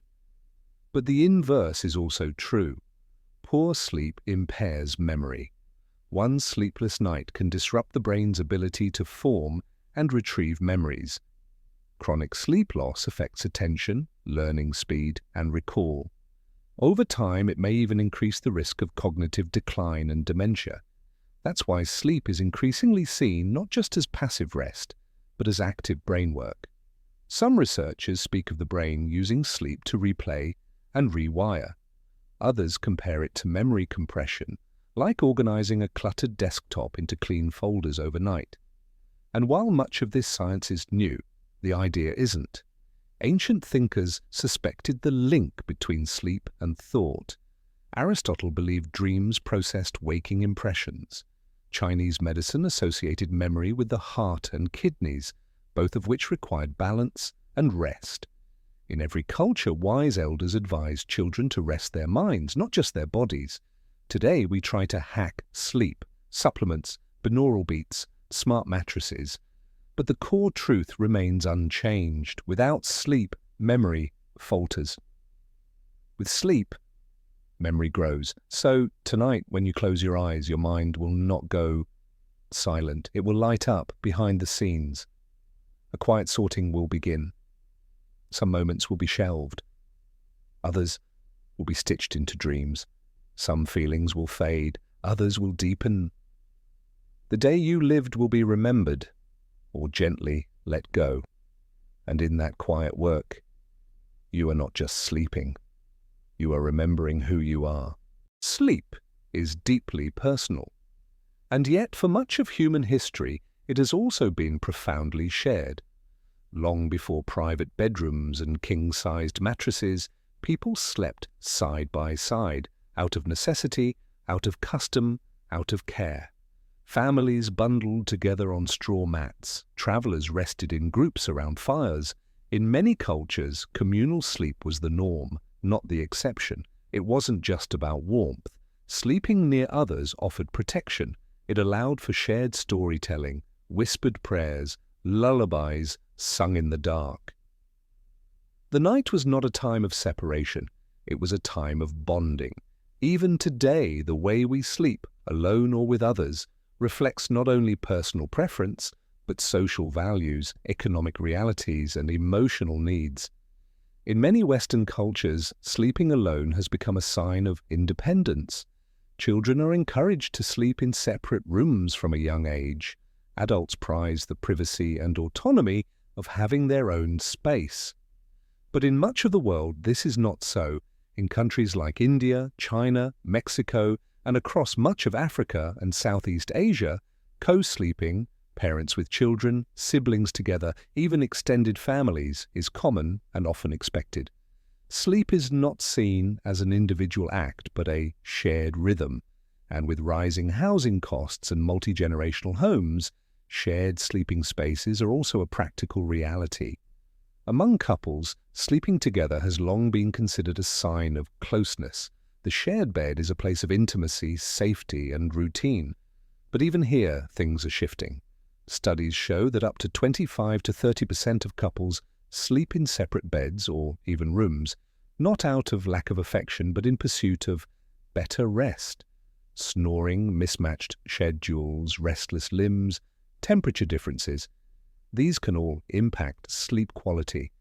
And increasingly, couples are choosing what's been called a sleep divorce. With positive results, they wake more refreshed. They feel closer, not farther apart. And yet some crave the presence of another, the steady breath beside them, the comfort of shared silence. Sleep researcher Wendy Troxell writes that while we may sleep more soundly alone, we often sleep more peacefully together. There is something in the rhythm of another body that reassures us. Technology has complicated this dynamic. Phones in bed create invisible walls. Screens glow between people. Sometimes couples share a bed, but feel miles apart. Sometimes someone sleeps alone, but shares their night through a glowing device, text by text. Pets also enter the picture. Many people sleep beside a dog or cat, finding their presence soothing, even when they take up half the mattress. Others find that pets disturb their sleep cycles. It's a matter of comfort versus interruption. And then there is loneliness, the kind that becomes most acute at night. For those who have lost a partner or live far from family, The bed can feel vast and empty. In these cases, sleep is not only about rest, but about memory, about longing, about learning how to be with oneself again. The psychology of shared sleep is still being studied. Some researchers suggest we are biologically wired to find safety in numbers. Others say solitude supports deeper rest. The truth is likely in between. Some nights we need closeness, others we need space. So tonight, whether you sleep beside someone, across the hall from someone, or alone with your thoughts, know this: sleep has always been social. Even when we close our eyes, we remain connected by love, by memory, by breath. Because sleep in the end is not just where we rest. It's where we return to ourselves and sometimes to each other. Most nights, sleep arrives quietly. It folds over us like a blanket, soft and sure. But some nights, it doesn't come at all. Insomnia, the absence of sleep, can feel like a betrayal. The bed is ready, the lights are off, the day is done. And yet the mind races, the body refuses, the night stretches long and empty. Sleeplessness has been with us always. Ancient texts describe it as a curse, a punishment, a spiritual affliction. The Psalms speak of eyes held open, of silent weeping in the dark. Shakespeare's Macbeth calls sleep the balm of hurt minds and laments its loss. In every age, people have wrestled with wakefulness that will not yield. Today, insomnia is both symptom and condition. Acute insomnia comes suddenly after stress, illness, change. Chronic insomnia lingers. It follows us across weeks, months, even years. Some can't fall asleep. Others wake too soon. Some sleep, but it never feels like rest. The causes are as varied as the sufferers. Anxiety loops that won't quiet, depression's heavy fog, pain that pulses just when stillness begins, hormonal shifts, jet lag, medications, grief, a noisy neighbor, a newborn's cry, 1,000 reasons and sometimes none at all. For many, the struggle becomes cyclical. One sleepless night breeds worry about the next. The bed becomes a battleground. We check the clock, count backward, reposition pillows, breathe deeply, and still nothing. The harder we try, the further sleep retreats, and yet, even in wakefulness, there is humanity. In the stillness, we think of those awake with us, nurses on night shifts, writers under deadline, lovers far apart, mourners, caretakers, the lonely, the anxious. Sleeplessness can feel isolating, but it is widely shared. Modern medicine offers many responses. Cognitive behavioral therapy for insomnia, CBTI, is now considered the gold standard. It retrains the mind to see sleep not as an enemy, but as a friend returning on its own time. Medications help some, though not all. Sleep hygiene practices, cool rooms, dark spaces, limited screens, build a better foundation. And yet what helps most is often gentleness, the acceptance that sleep cannot be forced, that some nights will be long, that rest can take many forms, quiet breathing, stillness, surrender. Insomnia has inspired art, invention, poetry. The night offers strange gifts, clarity, creativity, vulnerability. Many letters, songs, and discoveries have been born in hours when the rest of the world slept. But too much wakefulness takes its toll. It erodes mood, memory, patience. It makes the ordinary feel insurmountable. That's why sleep is now recognized as a pillar of health, not a luxury, but a need. If you find yourself awake tonight, you're not alone. Somewhere, someone else lies still in the dark, listening to the hum of a fan, the creak of wood, the ticking of time. Breathe with them. Don't chase the sleep. Let it find you. And if it doesn't, that's okay too. Rest is not just sleep. It is permission to stop, to lie quietly, to trust that tomorrow will come anyway, and that one night's silence does not undo all the nights before. Most of us take sleep for granted: a bed, a door that locks, a quiet room. But for millions, these are luxuries, absent, fragile, or lost. In times of crisis, sleep is not just interrupted, it is displaced. War, natural disasters, displacement, and poverty strip away the basic foundations of rest. Sleep becomes shallow, fragmented, or impossible. And yet, even in bomb shelters, tents, and on bare concrete, the body still seeks it. The need never vanishes. During war, sleep takes on a new shape. Soldiers nap in shifts, boots still on. Explosions, alarms, and orders punctuate the night. Sleep is tactical, a resource rationed like food or ammunition. For civilians, the nights may bring dread. In war zones, darkness often becomes more dangerous than day. Families lie awake listening for drones, shelling, or footsteps. In refugee camps, sleep is communal, exposed, and uncertain. Privacy disappears. Lights may never fully go out. Safety is relative. In such conditions, chronic sleep deprivation leads to emotional exhaustion, impaired cognition, and deepened trauma. Children, in particular, suffer. Their dreams, once filled with play and promise, become fragmented by fear. Natural disasters create another kind of unrest. Floods, earthquakes, fires. These events rip people from beds, homes, towns. Emergency shelters overflow. People sleep in gyms, on sidewalks, in parked cars. The noise, stress, and discomfort of mass displacement turn nights into battlegrounds of anxiety. Poverty is its own quiet emergency. Those living on the streets sleep with one eye open, in cars, under bridges, on subway benches. Noise, cold, and danger are constant companions. Even for the housed, financial stress robs sleep. Will there be enough for rent, food, medicine? Worry gnaws at the edges of rest. Displacement does not end when a person crosses a border. Asylum seekers often face overcrowded accommodations, time zone confusion, and lingering trauma. For many, sleep is laced with nightmares, memories of what was fled, uncertainty about what lies ahead. Psychologists and humanitarian workers now understand that sleep is critical to recovery. Trauma is harder to heal when rest is broken.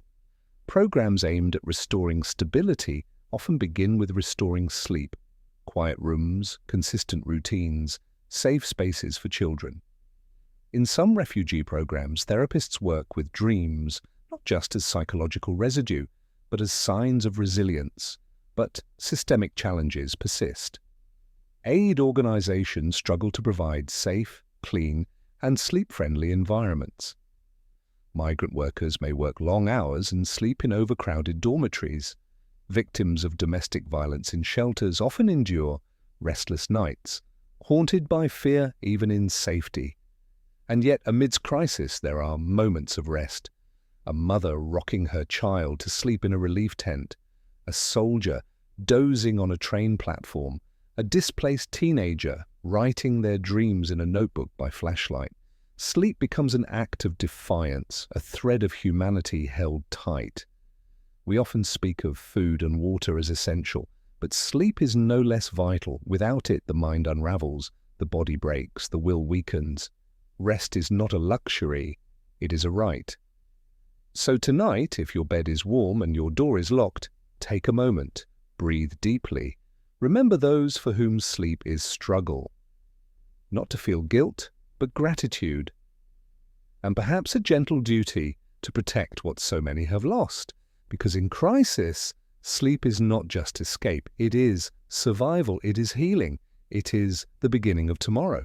As we age, everything about sleep changes: how much we get when it arrives, what it feels like, and what it means to us. For many older adults, night becomes a quieter, stranger space. Not as deep, not as long, sometimes not as kind. Infants sleep 16 hours a day, their cycles short and scattered. Children fall asleep quickly, sleep deeply, and wake easily to new days. In young adulthood, sleep becomes structured, tied to schedules and stress. But in older age, the rhythm shifts again, lighter, earlier, more fragmented. Many older adults report waking more often during the night, rising earlier in the morning, and feeling less rested overall. But these changes are not always signs of illness. They are part of the body's natural transformation. Sleep architecture, how we move through the stages of sleep, alters with age. Time spent in deep, slow-wave sleep, the most restorative kind, tends to decrease. REM sleep may become shorter. More time is spent in lighter stages. The result? Even after a full night's sleep, the rest can feel incomplete. There are biological reasons for this. The brain's master clock, the suprachiasmatic nucleus in the hypothalamus, weakens with age. Melatonin production drops. Bladder sensitivity increases. Pain, medications, and chronic health conditions interfere, and the psychological layers, grief, anxiety, isolation, can weigh heavily. But aging does not mean surrendering good sleep. It means adapting to new needs, listening more closely, and reshaping habits. Daylight exposure becomes more important. Natural light helps regulate circadian rhythms, especially for those who spend more time indoors. Gentle movement during the day, like walking or stretching, supports nighttime rest. Evening routines, soft lights, quiet rituals, limited screens can calm the mind. Many older adults also benefit from short naps. A 20 to 30-minute rest in the early afternoon can refresh without disrupting the night. But long or late naps may confuse the body's signals, leading to nighttime wakefulness. There is also the emotional texture of sleep in later life. For some, it brings peace, a daily reset, a time of reflection. For others, it carries unease. Dreams may return from long ago. Memories rise unbidden. The night becomes a place where the past whispers. Loneliness can shape the sleep of elders. After the loss of a partner, the bed may feel too wide. For those in care homes or living alone, the silence can deepen. Sleep disturbances among the elderly are often entangled with emotional life. They reflect not just biology, but experience. Yet there is a quiet strength in the sleep of age, a wisdom in how the body knows its limits, an acceptance of slowness. Older adults often learn the value of rest not as escape, but as care. Sleep in aging is not a return to infancy. It is something new, a chapter of rest shaped by years of living. Less about recovery, more about reflection. A slower night, a gentler dawn. So if you are older, or love someone who is, be patient with sleep. Don't chase it. Don't fear it. Let it change as all things do. And know this: even when the night comes earlier and the dreams come softer, the need remains. Not just for sleep itself, but for rest that honors the whole of who we are and who we have been. Sleep has long been called the cousin of death. The poets saw the link, the philosophers echoed it, and even in modern science the parallels are striking. Both involve stillness, surrender, and the temporary, perhaps permanent, departure from waking consciousness. But while death is final, sleep is return.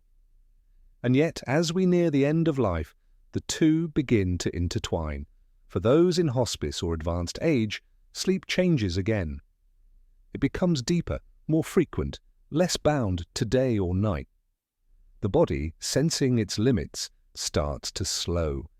Eating stops, movement fades, and sleep comes like a tide, rising gently over consciousness. Loved ones often report that the dying begin to sleep more than they wake. Conversations shorten, time stretches. The line between sleep and unconsciousness blurs, and in those final hours it is not uncommon for the dying to speak of visions, of long-gone relatives, of light, of journeys. Are these dreams, hallucinations, or something else? No one knows for certain. But they are consistent across cultures and religions. Many report comfort, some speak with clarity that defies their condition. A grandmother who hasn't spoken in days suddenly whispers, "He's waiting for me." A father smiles and says, "I'm going home." Hospice workers often speak of a rally before death, a brief return to wakefulness, clarity, even energy. It's as if the mind prepares, gathers itself, says goodbye. Then the sleep returns. In many cultures, death is framed as sleep. The Bible uses the phrase falling asleep in the Lord. In Islamic tradition, the soul's departure is described with gentleness. In Hindu and Buddhist beliefs, sleep and death are both transitions between states, lives, forms. There is also ritual, the washing of the body, the placing of the hands, the closing of the eyes. These acts mimic sleep. They prepare the body not only for burial or cremation, but for the final rest. And for those left behind, these rituals offer meaning, structure, and peace. But death is not always peaceful. Some fight it, some fear it, some suffer. And in those moments, sleep may not come easily. Agitation, confusion, and pain disrupt even the end. That is why palliative care focuses on comfort, because sleep in those last days is often the greatest relief. For the grieving, the sleep of the dead leaves an echo. The empty bed, the cool pillow, the silence. In mourning, sleep becomes both refuge and reminder. Some dream of the departed, some avoid the bed entirely, but slowly night becomes less heavy. Dreams soften, rest returns, and so we begin to understand sleep and death are not opposites. They are companions. One is temporary, the other we do not yet know, but both require trust. Both ask us to let go, and both, in their own way, offer a kind of peace. So tonight, as you close your eyes, remember that sleep is not just preparation for tomorrow. It is a rehearsal for surrender. A reminder that stillness is not absence, but presence of another kind. And that in the quiet dark we are held, now and perhaps forever. Every night our minds paint strange pictures. Our teeth crumble in our hands. We fall from endless heights. We're running, always late, or swimming through dark, unfamiliar waters. We wake confused, sometimes laughing, sometimes afraid. But more often than not, we ask, what did that mean? Dreams rarely speak plainly. They speak in symbols. This isn't a new idea. For millennia, people have believed dreams carry hidden meanings. In ancient Mesopotamia, dream dictionaries listed symbols and their interpretations. A lion might mean strength. A flood might warn of invasion. In Egypt, Greece, and Rome, dream interpreters held respected roles. Today, bookstores still sell dream guides, and therapists still ask, what did that image feel like to you? But why do certain symbols appear again and again across cultures and centuries? Why do so many of us dream of falling, flying, drowning, or losing our teeth? Some theories are biological, others are psychological. All point to something deeper than coincidence. Teeth falling out is one of the most common dream motifs. Some psychologists link it to anxiety about appearance or aging. Others say it reflects feelings of powerlessness. Teeth are tools, after all. Losing them suggests a loss of control, confidence, or ability to defend oneself. Falling often appears during early stages of sleep. It may be triggered by a physical muscle twitch, a hypnic jerk, but symbolically it points to loss of control, insecurity, or fear of failure. Falling dreams rarely end in impact. We wake before hitting bottom, as if the mind resists knowing what comes next. Water is rich with meaning. Calm water might suggest peace. Turbulent seas may reflect emotional unrest. Drowning can signal overwhelm. In Jungian psychology, water often symbolizes the unconscious itself, vast, unknowable, and full of potential. Being chased is another universal image. Often, we're fleeing an unseen figure. Rarely do we confront it. Some therapists see these dreams as metaphors for avoidance, running from something in waking life we can't face. The pursuer may represent fear, guilt, trauma. Being naked in public usually isn't about nudity, it's about vulnerability, shame, exposure. We fear being seen for who we are, or being unprepared. These dreams often strike during times of transition or self-doubt. Flying can feel exhilarating or terrifying. For some, it's freedom, escaping limits, rising above stress. For others, it's instability, a loss of grounding, the fear of falling. Context matters. Feeling during the dream often tells more than the image itself. It's tempting to look for one-to-one meanings, but dream symbols are not fixed. A snake may mean danger to one person, transformation to another. Fire may signal destruction or purification. The same image can shift depending on our emotions, culture, or personal history. Modern dream work often avoids strict definitions. Instead, it invites exploration. What did the dream feel like? What associations come to mind? A broken mirror may not symbolize bad luck. It might evoke a memory, a fear, or a secret. The meaning lives in the dreamer. Still, patterns matter. If a symbol repeats, if a scene returns again and again, it may point to something unresolved. The mind, unable to speak directly, speaks in images. Tonight, if a strange dream finds you, if you're late for a test you never studied for, or opening doors that lead to impossible places, pause before brushing it off. Ask what part of you spoke in symbols.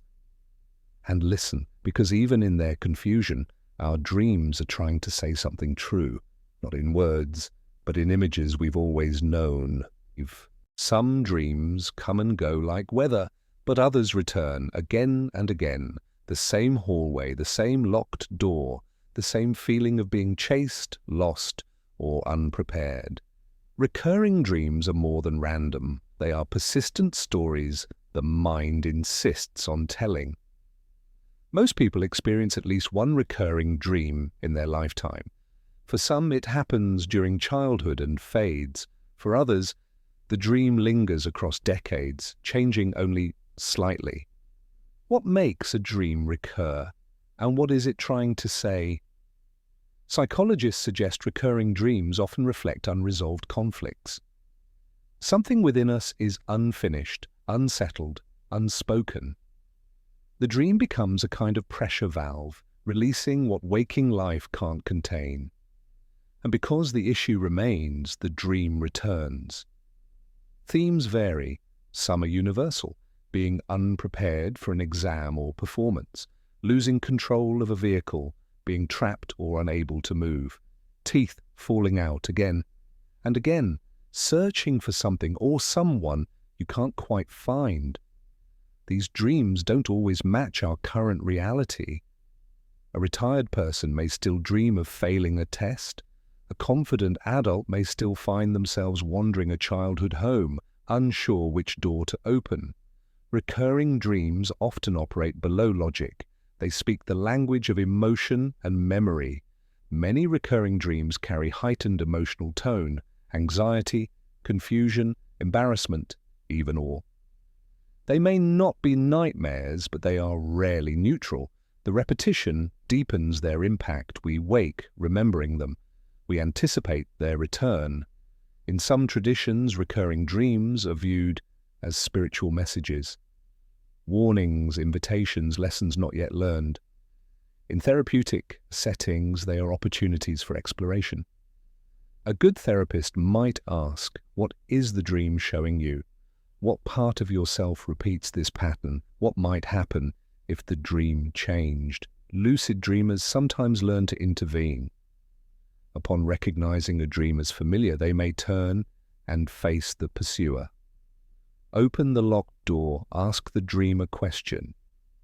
These moments can be transformative. When we change the dream, we often shift something within. But not all recurring dreams are distressing. Some are beautiful, a forest path you always follow, an ocean you always reach. a person who always smiles, then fades.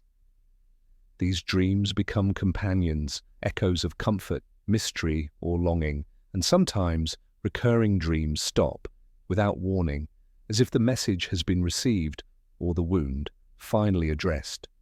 Their absence can feel like relief or like loss. There's no simple method to decode them. Dream dictionaries offer clues, but only the dreamer holds the key. What matters is not just the image, but the feeling. What repeats is what needs attention. So, if a dream comes again tonight, familiar and strange, pause before pushing it away. Ask why it returned, what it wants you to notice. What part of you still waits at that locked door, still hears the footsteps, still follows the same road? And know this, even if the dream repeats, you are not the same. And someday, that story may let go. We imagine sleep as stillness, the body at rest, the mind adrift. But for some, sleep is anything but quiet. They rise from bed with open eyes and closed awareness. They move, speak, scream. Not awake, not dreaming, something in between.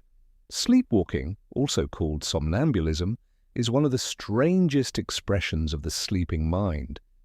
It occurs during deep, non-REM sleep, often in the first third of the night. Unlike dreams, which play out in REM sleep, sleepwalking emerges from the depths of slumber, when the body should be at its heaviest rest. A person may sit up, stand, shuffle through a hallway, open a door, eat food, rearrange furniture. Some even try to drive, though rarely successfully. Their eyes may be open, their movements purposeful, but their awareness is absent. They are not truly there. Sleepwalkers rarely remember the episode. To them, the night passed normally, but for partners, family members, or roommates, the experience can be startling, even frightening. There is a strange, uncanny quality to someone who walks and breathes but isn't awake. Children are more prone to sleepwalking than adults. Their brains are still developing the boundaries between sleep stages. Most grow out of it, but for some, sleepwalking continues into adulthood, exacerbated by stress, sleep deprivation, alcohol, or fever. Contrary to myth, waking a sleepwalker isn't dangerous, but it can be disorienting. The real risk lies in injury, walking into walls, falling downstairs, leaving the house. That's why safety measures, locks, gates, motion sensors, are often needed in homes where sleepwalking is frequent.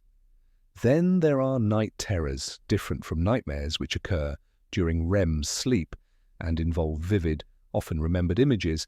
Night terrors happen during deep, non-REM sleep. The sleeper may suddenly sit up, scream, thrash, sweat. Eyes wide, heart racing. They are inconsolable. They may push away comfort, cry out incoherently, and in the morning they recall nothing. Night terrors are most common in children, affecting as many as 1 in 6 at some point. But adults can experience them too, especially those under high stress, with PTSD or certain sleep disorders. For the witness, it's a moment of helplessness. For the dreamer, a mystery. Why do these phenomena happen? Science points to incomplete transitions between sleep stages. The brain is caught, partly asleep, partly active. It's as if the body forgets which state it's in. But culturally, sleepwalking and night terrors have long fascinated us. In folklore, they were seen as signs of possession, witchcraft, or prophecy. In literature, from Shakespeare's Lady Macbeth to Gothic horror stories, the sleepwalker is a figure of guilt, madness, and buried truth. In reality, these episodes are neurological, not mystical, but the feeling they evoke that sleep is not always safe, that the night can be unruly, remains. Still, most sleepwalkers are not dangerous. They're vulnerable. What they need is protection, understanding, and rest. Night terrors, though terrifying in the moment, rarely point to deep pathology. Often, they pass with time. and yet they remind us of sleep's complexity. That it's not just rest, but movement. Not just dreaming, but action. That even in our most unconscious hours, something within us stirs. So tonight, if your sleep is restless, if the night holds motion instead of calm, know that you are not broken, you are human. And your sleep, strange as it may be, still belongs to you. We have measured sleep, mapped its stages, tracked its rhythms and scanned its patterns. We have written poems about it, designed apps for it, and built entire industries around trying to get more of it. But as we move deeper into the future, one question rises: where does sleep go next? Technology has already changed how we sleep. Screens glow late into the night. Smartwatches track our REM cycles. Mattresses adjust temperature in real time. Sleep sounds stream from AI-curated playlists. But these are only the beginning. Sleep science is entering a new era, one shaped by data, personalization, and neuroscience. In laboratories and startups, researchers are asking not only how much sleep we get, but how we can make it better, deeper, and even optional. Some projects focus on optimizing rest through external means: soundscapes that encourage slow-wave sleep, headbands that emit gentle electrical pulses to enhance memory consolidation, even magnetic stimulation devices designed to deepen sleep stages. Others dream bigger: pills or neural interfaces that could reduce the need for sleep altogether. Could we compress a full night's rest into 2 hours? Could we eliminate fatigue without harming the brain? So far, the answer remains no. Sleep resists shortcuts, but the search continues. In space travel, sleep takes on new urgency. Astronauts on long missions face disrupted circadian rhythms, constant light exposure, and confinement. Scientists are exploring hibernation-like states for deep space journeys, slowing metabolism, reducing energy needs, inducing synthetic sleep. Meanwhile, artificial intelligence is learning to decode dreams. Algorithms analyze sleep patterns to detect emotional states, predict mental health issues, and even flag early signs of neurodegenerative diseases. Sleep may soon be a diagnostic window into the brain, a nightly report card on our inner world. Society, too, is slowly shifting. Some workplaces are recognizing rest as essential, not indulgent. Sleep pods appear in offices. Siesta cultures gain new respect. Mental health campaigns speak openly about insomnia and burnout. There's a growing awareness that productivity and rest are not opposites, but allies. But the future also holds risk. As we quantify sleep, we risk losing its mystery. As we chase efficiency, we may forget softness. As we engineer dreams, we may overlook their wonder. Not all sleep should be solved. Some should simply be surrendered to. Children of tomorrow may grow up with sleep scores, REM targets, and neural implants. They may rarely see a sky full of stars, or hear silence, or fall asleep with nothing but a story. So perhaps the future of sleep isn't just about innovation, but preservation, protecting the quiet, defending the right to rest, remembering that sleep is not only biological, but human. The body will still need darkness, the mind will still drift toward dreams, and somewhere in every future night, someone will still curl into sleep, not because they must, but because it feels like coming home. Because sleep is not just where we recharge, it's where we remember we are alive. And in a world that never stops, choosing to rest might be the most radical act of all.